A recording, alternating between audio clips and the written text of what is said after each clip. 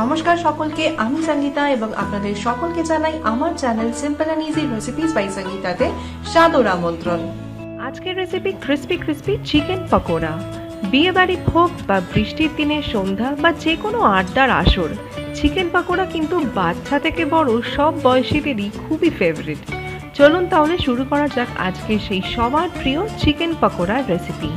আমি এখানে 250 গ্রাম বোনলেস চিকেনের টুকরো নিয়েছি, মিডিয়াম সাইজের সমস্ত বোনলেস চিকেনের পিস। এবার প্রথমেই এর মধ্যে আমি দিয়ে দেবো অর্ধেক একটা বড় পাতিলেবুর রস। পাতিলেবুর রসটা দিলে চিকেনের যে একটা গন্ধ থাকে সেটা যেমন চলে যায়, তেমনি চিকেনটা খুব সফট আর জুসিও হয়।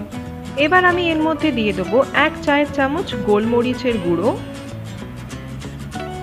আর এরই সাথে আমি দিয়ে দিচ্ছি স্বাদ মতো পরিমাণ বুঝে নুন। এইবার কালারের জন্য দিয়ে দিলাম 2 চায়ের চামচ কাশ্মীরি লাল লঙ্কার গুঁড়ো। এতে কিন্তু কোনো ঝাল হবে না, একটা সুন্দর লালচে রং আসবে। আর দিয়ে দেবো 1/2 চায়ের চামচ হলুদের গুঁড়ো। এরই সাথে এবার দিয়ে দিলাম 2 চায়ের চামচ আদা রসুন বাটা। আমি এখানে 1/2 ইঞ্চি একটা আদার টুকরো আর 8 থেকে 10টা বড় কোয়া রসুনকে একসাথে বেটে নিয়েছিলাম, এটা সেটারই পেস্ট আমি দিয়ে দিচ্ছি। এবার সমস্ত কিছু খুব ভালো করে মেখে নেব। এবার এটাকে মাখিয়ে আমি 10 মিনিট একটু রেস্টে রেখে দেবো, যাতে চিকেনের মধ্যে ভালো করে নুন মশলাটা ঢুকতে পারে। 10 মিনিট পর আমি এবার এর মধ্যে দিয়ে দিচ্ছি একটা বড় পেঁয়াজ। পেঁয়াজটাকে এরকম ফাইন লম্বা সরু সরু করে ঝিরিঝিরি করে কেটে নিয়ে দিয়ে দিয়েছি। আর পেঁয়াজটাকে দেওয়ার সময় এরকম হাত দিয়ে একটু ছাড়িয়ে নিয়ে দিতে হবে, তাহলে কিন্তু পেঁয়াজটা ইকুয়ালি ডিস্ট্রিবিউট হয়ে যাবে চিকেনগুলোর মধ্যে। আর এরই সাথে আমি দিয়ে দিয়েছি ঝালের জন্য কাঁচা লঙ্কা। আমি এখানে একটা বড় কাঁচা লঙ্কাকে একদম ফাইন মিহি করে কুচিয়ে নিয়ে দিয়েছি। আপনারা কিন্তু আপনাদের ঝালের পরিমাণটা বুঝে কাঁচা লঙ্কাটা দেবেন। এরই সাথে আমি দিয়ে দিয়েছি বেশ খানিকটা পরিমাণে কুচানো ধনেপাতা। এবার আমি এর মধ্যে একটা ডিম ফাটিয়ে দিয়ে দেবো। ডিম দিলে কিন্তু পকোড়ার মধ্যে দারুণ একটা ক্রিস্পিনেস আসবে। এরই সাথে আমি দিয়ে দেবো 1/2 চায়ের চামচ ধনের গুঁড়ো আর 1/2 চায়ের চামচ অল্প একটু গরম মশলার গুঁড়ো। এবার সমস্ত কিছু খুব ভালো করে হাত দিয়ে মিশিয়ে মেখে নেব।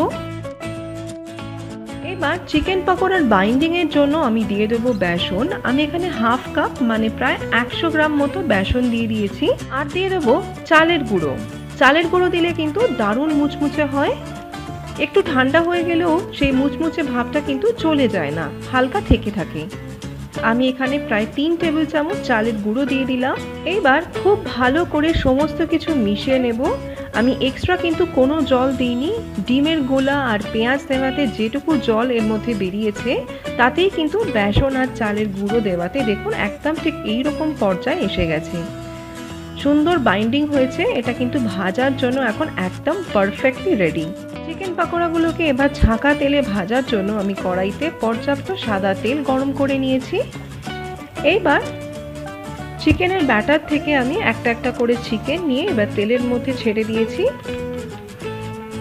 একসাথে দিয়ে কিন্তু ওভারক্রাউড করবেন না, অল্প অল্প করে বারে বারে ব্যাচে ব্যাচে ভাজতে হবে, তাহলেই কিন্তু চিকেনগুলো সুন্দর ক্রিস্পি থাকবে। আর চিকেন পকোড়াগুলোকে কিন্তু মিডিয়াম ফ্লেমেই ভাজতে হবে। হাই ফ্লেমে ভাজলে কিন্তু ওপরের কোটিংটা ব্রাউন কালার চলে আসবে, কিন্তু ভেতরটা কিন্তু কাঁচা রয়ে যাবে। তাই একটু আঁচটা কমিয়ে ভাজতে হবে। 5 থেকে 6 মিনিটের মধ্যে একটা করে লট ভাজা হয়ে যাবে। এই লটের চিকেন পকোড়াগুলো এখন দেখুন সুন্দর ভাজা হয়ে গেছে, দারুণ একটা ব্রাউন কালারও চলে এসেছে। তাই আমি এই লটের চিকেন পকোড়াগুলোকে একটা টিস্যু পেপারের মধ্যে তুলে নিচ্ছি। আর তারপর সেম ভাবেই আমি বাকি চিকেন পকোড়াগুলোকেও ভেজে নেব। শুধু মনে রাখবেন গ্যাসের ফ্লেম কিন্তু মিডিয়াম আঁচে রেখে ভাজতে হবে। আমাদের সব কটা চিকেন পকোড়া এখন ভেজে রেডি হয়ে গেছে। ঘরোয়া যে কোনো আসরে বা সন্ধ্যার আড্ডাতে বা বৃষ্টির দিনে চা বা কফির সাথে এরকম চিকেন পকোড়া থাকলে আর কিছুই লাগবে না। আশা রাখবো আজকের এই চিকেন পকোড়ার রেসিপি আপনার এবং আপনার পরিবারের সকলেরই ভালো লাগবে। আজকের রেসিপি ভালো লাগলে প্লিজ ভিডিওতে লাইক আর শেয়ার করতে ভুলবেন না। জানাবেন কেমন লাগলো। Thanks for watching. বাই।